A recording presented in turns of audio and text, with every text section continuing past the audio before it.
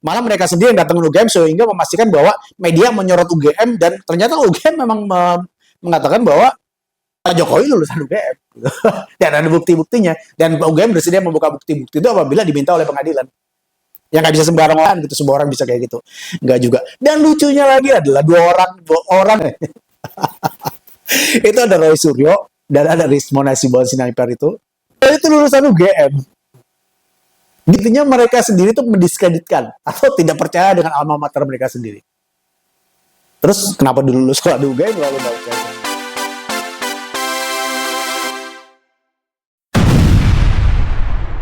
Hai guys, sama kalau termasuk orang yang percaya bahwa ijazah Pak Jokowi itu palsu, atau lo termasuk orang yang percaya bahwa ijazah Pak Jokowi itu tidak palsu? Lo termasuk yang mana? Ya, gini ya guys. Sebetulnya hari ini pembahasannya bukan masalah itu palsu atau enggak, tapi adalah orang-orang di belakangnya yang meributkan semua hal itu. Baik yang meributkan bahwa itu adalah palsu dan meributkan bahwa itu adalah tidak palsu gitu. Lu ngerasa nggak sih bahwa masalah ini dari dulu nggak selesai itu udah dimulai dari tahun 2022 pada saat itu ada yang orang yang namanya Bambang Tri Mulyono kalau nggak salah ya, itu menuntut ke dia berkoar-koar gitu sampai menuntut ke pengadilan guys. Jadi dia yang menuntut ke pengadilan bahwa jasa Pak Jokowi itu palsu gitu ya. Tapi hasilnya kalah dan kemudian dia dituntut pencemaran nama baik dan dia kemudian dipenjara. Tapi baru-baru ini anget lagi tuh. Jadi orang-orang yang dari sejak dulu itu nggak percaya bahwa ijazah Pak Jokowi itu asli gitu ya. Itu sekarang euforia lagi, anget lagi gitu karena ada temuan-temuan kayak Roy Suryo dengan analisa kemiripan wajahnya, terus ada orang yang namanya Rismon Hasibuan Sinaipar gitu kalau nggak salah yang katanya ahli forensik itu, dia juga bilang bahwa ini nggak mungkin nih dia punya ijazah karena skripsinya aja palsu gitu ya. Jadi skripsinya palsu, kenapa? Karena pakai font Times New Roman di dalam satu skripsinya gitu ya. Nah, karena pada saat itu Times New Roman nggak ada gitu. Times New Roman itu ada pada saat Windows itu ada. Dan pada saat itu Windows belum ada gitu. Windows baru ada tuh pada tahun 1990 akhir gitu. Sedangkan Pak Jokowi itu lulus tahun 1985. Di wisuda tahun 1985. Nah, pokoknya begitulah. Nah, yang mau gue bilang di sini adalah pada intinya itu kalau lu di kelompok orang-orang yang nggak percaya bahwa ijazah itu adalah palsu, bahwa ijazah itu adalah asli, atau lu percaya bahwa ijazah itu palsu, lu akan selalu percaya bahwa ijazah itu palsu. Kalau lu di kelompok yang percaya bahwa Pak Jokowi itu orangnya jujur, Pak Jokowi itu orangnya itu tidak mungkin memalsu ijazah, bahwa artinya lu mendukung Pak Jokowi, lu juga akan tetap berpendapat seperti itu. Nah, gua kasih contoh ya. Sebetulnya kan pada saat diputuskannya sidang yang memvonis bahwa Bambang Tri itu tidak terbukti bisa membuktikan bahwa ijazah Pak Jokowi itu palsu dan kemudian dia masuk penjara karena pencemaran gitu ya. Itu kan sebenarnya sudah membuktikan gitu, tapi itu tidak menghentikan. Nah, itu kemudian panas lagi pada saat sekarang ini sepertinya ada seolah-olah ada seorang pahlawan gitu yang membuka tabir baru. Tabir rahasia besar yang baru begitu, yaitu Times New Roman gitu. Nah, terus kemudian seperti biasa lah Pak Roy Suryo gitu, dia nimbrung lagi gitu kan. Dia melakukan analisa forensik mismatch bahwa wajahnya Pak Jokowi yang ada di foto ijazah kemudian di-matchkan dengan yang ada di foto yang ada sekarang, hasilnya tetot merah alias mismatch. Dan ini membuat orangnya tadi memang nggak percaya atau dalam tanda kutip musuh-musuhnya atau lawan-lawan politiknya Pak Jokowi, tuh kan gue bilang juga apa gitu. Padahal dulu yang orang-orang yang dulu sebetulnya bukan musuh sampai sekarang menjadi dalam tanda kutip lawan politik, kemudian juga mengaminkan juga. Nah, itu memang nggak bisa diapa-apain ya, karena memang orang yang memang berlawanan gitu, dia akan mencari justifikasi bahwa apa yang dia percayai bahwa lawannya atau apa yang sudah dia percayai bahwa itu suatu kebenaran, maka akan begitu terus dan dia akan mencari alasan-alasan untuk melakukan kebenaran itu. Nah, gue kasih contoh tadi yang namanya Rismon Hasibuan Sinaipar gitu ya. Nah, dia itu percaya banget gitu loh bahwa skripsi Pak Jokowi itu adalah palsu. Dan dia percaya bahwa dengan skripsi palsu itu tidak mungkin Pak Jokowi lulus dari UGM. Tidak mungkin Pak Jokowi itu bisa mendapatkan ijazah. Jadi apabila dia mempunyai ijazah, itu dia bilang 1000% palsu. 1000% apa 1.000.000% ya? Nggak tahu lah. Kayaknya pokoknya sekian ribu persen lah. Lebih dari 100% lah. Jadi pokoknya dia pede banget lah gitu loh. Jadi wah dia jadi terkenal untuk mana-mana, bahkan di satu talk show dia bisa ketemu tuh dengan yang namanya pengacara Jokowi yang namanya Ota Hasibuan. Itu kan keren kan, dia jadi ngetop gitu. Nah, eh premisnya berawal dari bahwa Times New Romance itu tidak ada pada saat Jokowi membuat skripsi, karena pada saat itu Windows belum ada. Nah, tapi sebetulnya ini sudah juga terbantahkan oleh pihak-pihak dari UGM yang mengatakan bahwa skripsinya Pak Jokowi itu tidak dibuat dalam font Times New Romance gitu. Skripsinya Pak Jokowi itu ketik manual, malah bahkan bukan Word atau word processor yang lainnya gitu ya. Itu ketik manual gitu. Nah, Times New Romance ini hanya dipakai di lembar pengesahan. Dan lembar pengesahan itu didapatkan dari pihak universitas. Dan kemudian dicantumkan namanya itu, dan kemudian digabungkan dengan skripsi, dan kemudian dijilid. Gitu. Termasuk juga dengan sampul-sampulnya itu ya dari perusahaan-perusahaan pencetakan di sekitar situ. Tapi emangnya yang udah terlanjur gak percaya, Pak Jokowi punya jasa asli, percaya? Ya enggak dong. Karena itu berlawanan dengan apa yang sudah dipikirkan oleh mereka. Berlawanan dengan mental map-nya mereka. Jadi mental map-nya mereka itu memang mereka harus nggak percaya gitu loh. Nah, terus kemudian ada Roy Suryo. Roy Suryo itu mematchkan antara foto Pak Jokowi yang ada di jasa itu dengan fotonya Pak Jokowi yang sekarang. Nah, for info ya, fotonya Pak Jokowi yang ada di jasa itu adalah pakai kacamata. Jadi pakai kacamata terus ada kumis tipisnya gitu. Dan sekarang fotonya Pak Jokowi itu dan foto Pak Jokowi itu belah tengah gitu ya. Dan sekarang di-matchkan dengan foto Pak Jokowi yang sekarang. Dan dilalah kemudian Pak Jokowi sekarang rambutnya udah di belah pinggir gitu ya. Dan tidak pakai kacamata. Dan resolusinya sangat bagus karena foto sekarang. Dan sedangkan yang di jasa itu karena juga memang dapatnya dari media sosial, mungkin udah copy sehingga resolusinya sudah sangat rendah. Terus kemudian pakai kacamata pula, dan kemudian di-matchkan, dan hasilnya tetot, mismatch gitu. Merah gitu loh. Nah, tapi ternyata ada seorang YouTuber gitu ya dari Manado namanya Vicky Himpong, dia buat counter argumen gitu ya. Jadi dia memakai software juga, kemudian dia juga membuat analisa yang sama yang dipakai oleh Roy Suryo gitu. Nah, balik lagi ke Roy Suryo ya. Roy Suryo itu pada saat dia mematchkan fotonya Pak Jokowi itu, dia juga membuat perbandingan software yang sama. Dia mematchkan fotonya dia yang sekarang dengan fotonya dia di masa lampau, yang kira-kira tahunnya sama tuanya lah gitu ya, yang hitam putih tapi resolusinya jelas, dan dia tidak pakai kacamata pada saat itu. Hasilnya dari hasil match dua foto tersebut itu memang match gitu ya, ditunjukkan dengan warna hijau, berarti match. Nah, pada saat YouTuber yang pro Jokowi ini melakukan analisa yang sama, dengan perbandingan apple to apple. Dalam arti foto Roy Suryo itu yang juga dibuat mirip-mirip dengan foto Jokowi yang ada di ijazah itu, yang sudah resolusinya rendah, ada noise-nya, kemudian diberikan kacamata, ternyata juga mismatch juga gitu loh. Dan apabila itu kemudian foto Pak Jokowi yang lama itu noise-nya diperbaiki, resolusinya diperbaiki, ternyata match. Jadi di sini membuktikan bahwa ternyata cherry picking itu terjadi gitu loh. Pada saat lu mempunyai confirmation bias, di mana sesuatu yang lu lakukan itu lu harapkan mempunyai hasil yang memperkuat apa yang lu mau atau argumen lu, maka lu akan mengambil pilihan-pilihan yang akan menguntungkan lu. Kenapa kita bahas ini ya? Penting gak sih? Makanya gue seru dulu, penting gak? Tapi asik juga ya buat tahu ya. Namanya juga manusia gitu.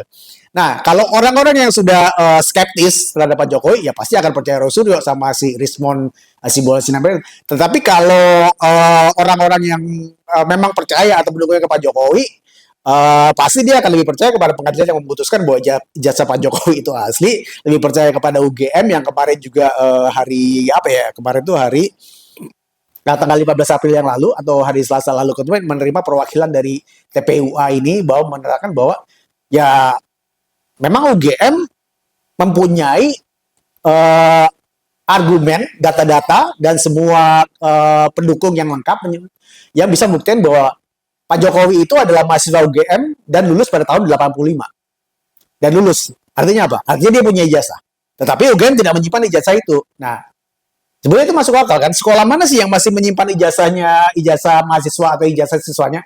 Kan ijazah itu kan yang hasil disimpan oleh yang bersangkutan yang lulus gitu. Nah, pada saat ini diterangkan ke media, dulu ya pernah dipelintir bahwa ternyata UGM menghilangkan ijazahnya gitu. Padahal UGM tidak pernah menyimpan ijazah yang asli. Ijazah yang asli itu selalu ada di mahasiswa atau siswa yang udah kemudian lulus gitu loh.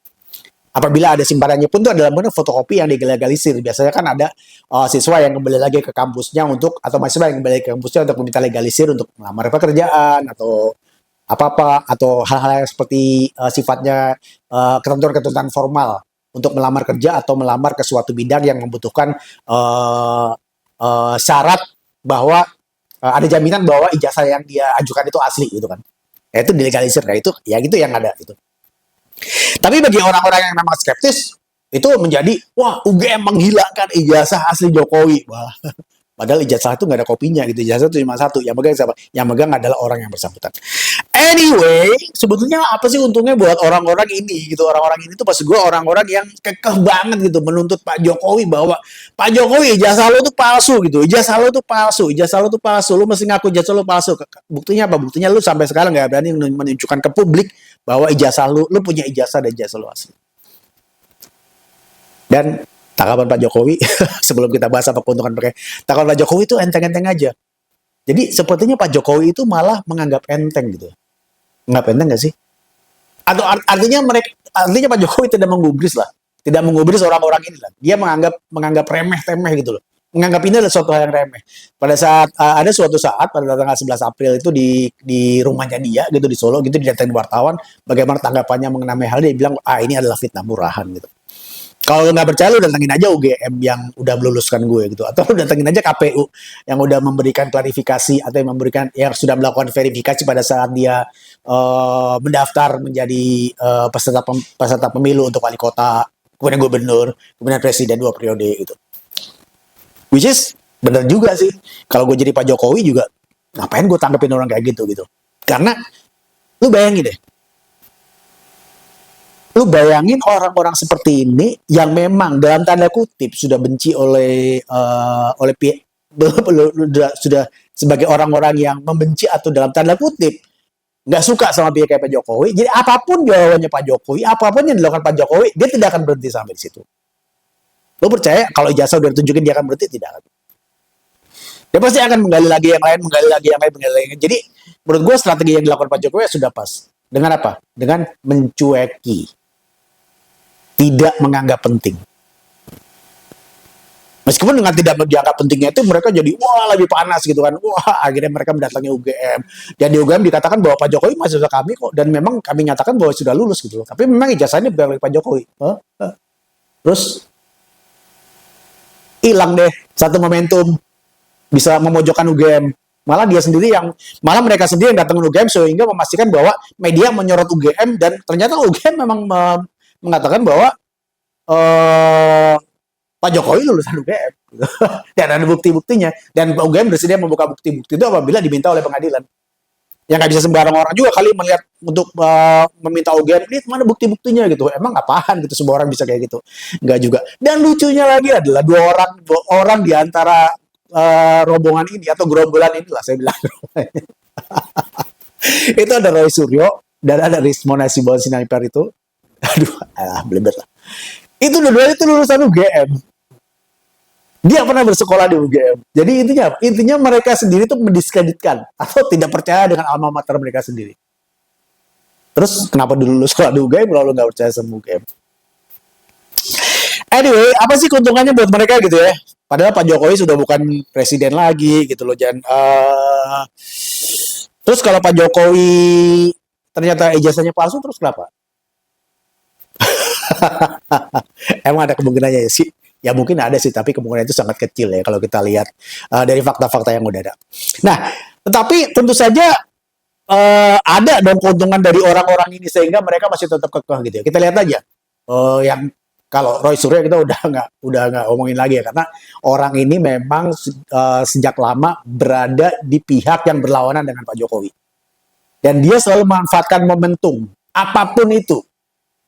Mulai dari apapun lah itu, mulai dari Fufu Fafa lah, kemudian ijazah palsu lah, kemudian pokoknya semuanya lah dia manfaatkan lah karena memang dia ini sudah memposisikan sebagai dalam tanda kutip oposisinya Pak Jokowi, bukan oposisi pemerintah, oposisinya Pak Jokowi dan keluarganya.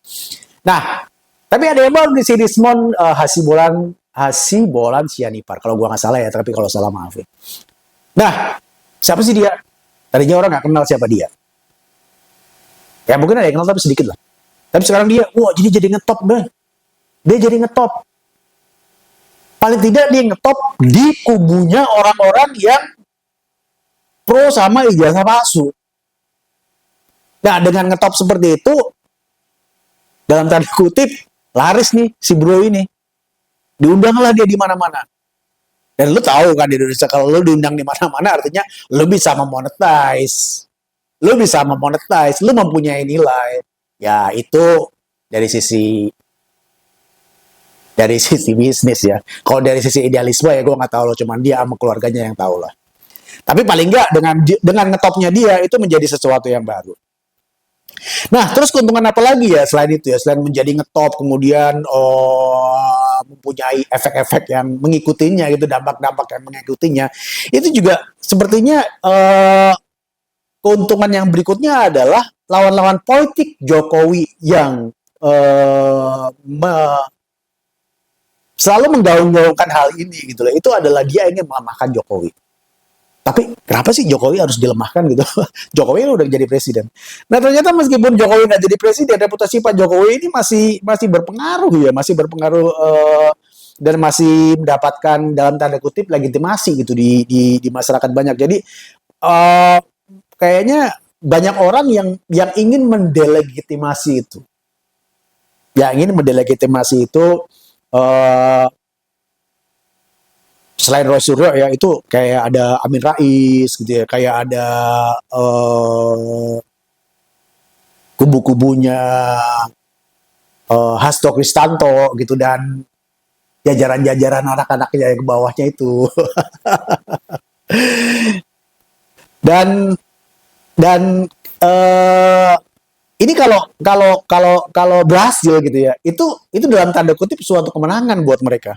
Kenapa suatu kemenangan ya? Karena kalau mereka berhasil mendelegitimasi, ya itu kan mereka kan baik kubunya Hasto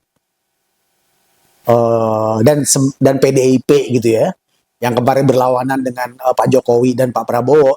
Ada juga kubunya Pak Anies gitu. Nah, kenapa? Kalau mereka berhasil mendelegitimasi Pak Jokowi, paling enggak kubunya mereka ini nanti akan bertambah solid. Mereka yang bertambah solid, bahwa perjuangan mereka berhasil, bahwa mereka berhasil membuktikan kepada rakyat Indonesia ternyata Pak Jokowi yang mempunyai citra sebagai orang yang baik, presiden yang jujur, presiden yang merakyat, itu ternyata tidak seperti yang digambarkan. Dan ini kalau terjadi luar biasa gitu. Dari data AI yang gue kumpulin gitu ya, yang dikumpulin oleh AI, itu orang yang skeptis terhadap Pak Jokowi itu ada sekitar 20%, dan orang yang percaya pada Jokowi itu ada sekitar 40%, dan orang-orang yang netral, artinya percaya ijazah palsu ini atau tidak, itu masih 40%. Jadi kalau 40% ini bisa digoyang, nah itu lumayan tuh. Itu lumayan gitu. Jadi ini sekarang tergantung mana yang Aida dulu percaya yang mana guys gitu. Kalau gue sih lebih percaya bahwa sebetulnya ini tidak perlu untuk diperdebatkan gitu. Gue percaya pada institusi yang resmi aja kayak UGM. Dulu gue juga alumni UGM gitu, dan gue percaya sama UGM itu, nggak mungkin dia berbicara sembarangan gitu. Apalagi ya udahlah, gue sih percaya sama UGM. Jadi itulah guys. Ada keuntungannya adalah lawan politik itu mau mendelegitimasi Pak Jokowi. Karena apabila Pak Jokowi berhasil delegitimasi, itu tentu saja nanti akan membawa keuntungan politik di masa depan, terutama di tahun 2029. Ya, apalagi negara-negara Pak Jokowi udah mau bikin partai kan, partai super TBK itu. Dan keuntungan yang lain adalah, ya itu tadi yang gue bilang, mereka itu memperkuat soliditas kelompoknya mereka gitu. Jadi kayak mereka itu sekarang selalu mencari bahan atau selalu mencari momen-momen yang bisa mengkompakkan mereka sendiri gitu, yang bisa tetap mensolidkan mereka. Ya kenapa? Karena setelah momen pilkada, setelah momen pilpres, momen pileg, dan momen pilkada selesai kan, apalagi ya yang menyatukan mereka gitu kan. Mereka kan tercerai-berai gitu. Selain mengoposisi pemerintah gitu. Mereka mencari momen-momen gitu. Makanya kalau ada momen-momen seperti momen Indonesia gelap, sentimen Indonesia gelap lah, apalah gitu. Jadi mereka tuh senang banget gitu ngeboncengin ini dan ngompor-ngomporin. Karena mereka merasa mereka masih mensolidkan barisan mereka. Itu pendapat gue, itu opini gue ya, opini Jaya gitu. Lu boleh setuju, boleh enggak gitu ya. Kalau lu ada opini atau pendapat lain, lu bisa tulis di komentar, kolom komentar guys. Nah kemudian ya ada juga sih orang-orang yang tujuannya ingin mendapatkan transparansi publik. Ya kenapa kenapa transparansi publik ini penting karena ya ada beberapa pihak gitu yang merasa bahwa institusi-institusi yang ada di Indonesia ini tingkat kepercayaannya di mata masyarakat itu masih tergolong tidak masih tergolong rendah lah atau kurang dipercaya gitu. Ya lu tau lah kemarin aja baru-barusan ini ada hakim yang ditangkap gara-gara menerima suap 20 miliar. 20 miliar guys. Sebelumnya ada suap di MA 1 miliar. 1 miliar. Bukan suap sih. Ditemukan apa namanya harta karun di rumah mantan pejabat MA itu senilai hampir 1 triliun. Lu bayangin aja. Senilai hampir 1 triliun di rumah satu orang pejabat loh. 1 triliun gitu loh. Jadi kira-kira orang udah bisa ngebayangin kan kira-kira aja keputusan-keputusan oleh dari perkara-perkara yang ditangani hakim-hakim ini tuh kayak gimana gitu. Nah ini yang membuat bahwa banyak masyarakat yang tidak percaya kepada institusi-institusi yang ada di negara kita gitu ya. Memang ini ironi ya. Dan ini mesti menjadi PR kita bareng-bareng gitu, terutama pemerintahnya Pak Prabowo. Tolong Pak Prabowo juga memperhatikan ini supaya rakyat lebih percaya kepada pemerintahan Pak Prabowo. Untungnya itu sekarang ditangkepin gitu loh. Tapi ditangkepin ini ya bukan berarti langsung orang menjadi percaya kepada pemerintahan Prabowo. Itu berproses ya Pak ya. Orang nggak langsung percaya. Orang malah sekarang mengatakan bahwa wah ternyata banyak busuk ya. Meskipun nanti kalau ternyata itu konsisten dan kemudian terbukti memang banyak yang memihak kepada rakyat, mungkin perlahan-lahan itu akan membaik gitu kepercayaan masyarakat Indonesia terhadap institusi-institusi pemerintahan. Gak cuma pengadilan aja ya, ada juga kejaksaan yang kemarin ada isu jaksa agung mudanya juga ternyata tebang pilih dan ternyata juga banyak ya begitulah gitu. Belum lagi kalau kita ngomongin kepolisian ya. Nah ini PR besar bagi pemerintahan Pak Prabowo dan jajarannya. Nah terus kemudian apalagi gitu keuntungan yang lainnya gitu loh. Keuntungan yang lainnya itu ya kalau lu berada di di di orang-orang yang berarti ijazah palsu itu ya mau nggak mau bukan mau nggak mau ya itu ya lu ingin mendapatkan kepuasan dari ego lu aja gitu loh untuk menjadi semakin kepuasan ego lu bahwa apa yang lu rasakan apa ya memang yang lu perkirakan itu adalah benar. Jadi itu adalah secara neuroscience itu adalah ego lu. Jadi kalau ada fakta-fakta atau faktual yang ditemukan itu ternyata tidak sesuai, itu ada konfirmasi bias di dalam otak lo gitu. Di samping itu juga ada beberapa orang yang memang ingin terkenal gitu. Ada beberapa orang yang ingin memposisikan dirinya sebagai dalam tanda kutip pahlawan yang memerangi orang-orang atau hal-hal yang menutupi kebenaran yang sebenarnya gitu. Ya ini relatif ya kebenaran versi siapa gitu ya. Yang kita bilang itu tadi. Nah terus kemudian kalau lu ngetop dan lu tampil sebagai hero itu tadi lu bisa memonetize. Ya. Karena seperti yang tadi kita bahas bahwa sebetulnya orang-orang yang kelompok baik orang yang kelompok percaya sama orang yang kelompok tidak percaya ini sama-sama gedenya gitu. Apalagi Indonesia kayak penduduk 300 juta ini separuh-separuh aja. Atau 20% aja. Itu udah 40 juta gitu kan. Gede banget kan. Ya lu bisa memonetasi itu gitu. Di pihak manapun lu berada, di pihak lu lawannya Pak Jokowi atau di pihak lu pro Jokowi itu sama-sama bisa dimonetisasi kalau lu ngetop gitu ya. Nah, lu cuma tinggal pilih aja gitu. Nah, cuman biasanya yang berada di kubu lawan Pak Jokowi ini udah terlanjur dari semenjak Pilpres kemarin itu berada di pihak yang berlawanan, jadi nggak bisa berada di pihak Pak Jokowi. Jadi dia mesti tetap membangun dalam tanda kutip kelompoknya itu ya di pihak lawannya Pak Jokowi gitu atau di pihak PDIP dan Pak Ganjar atau di pihaknya kubunya Pak Anies gitu ya. Meskipun namanya nggak langsung serta merta itu gitu ya. Nah, gitulah guys. Jadi secara umum gitu ya, mereka tuh pengen perhatian publik, mereka ingin mendelegitimis, melemahkan, mendele, sorry. Secara umum keuntungan yang mereka dapatkan itu di selain bahwa mereka itu ingin menjadi terkenal gitu ya, ingin dapat perhatian publik, mereka juga ingin mendapatkan Pak Jokowi untuk agenda politik tertentu gitu. Mereka ingin memperkuat basis mereka gitu, solidaritas kelompok mereka yang anti Jokowi, mungkin bisa untuk pro Anies atau mungkin bisa buat pro Hasto atau PDIP gitu. Di samping juga mereka juga ingin mendapatkan transparansi sehingga tidak ada kesan bahwa institusi apa menutupi apa gitu ya. Dan ya itu mungkin ada kemungkinan keuntungan-keuntungan dari sisi hukum atau finansial. Nah, jadi bagaimana menurut lu guys, apakah lu di pihak yang percaya bahwa ijazah Pak Jokowi palsu, atau lu percaya bahwa seperti katanya UGM atau katanya pengadilan bahwa ijazah Pak Jokowi itu lulusan UGM dan ijazah aslinya itu ada dan sekarang masih dipegang oleh Pak Jokowi, dan Pak Jokowi akan memperlihatkannya pada saat dibutuhkan di pengadilan? Atau lu punya pendapat lain? Atau lu yang netral-netral aja? Ya, lu bisa tulis di kolom komentar, kita bisa diskusi di kolom komentar. Thank you sudah menonton channel gue. Sampai ketemu lagi. Bye.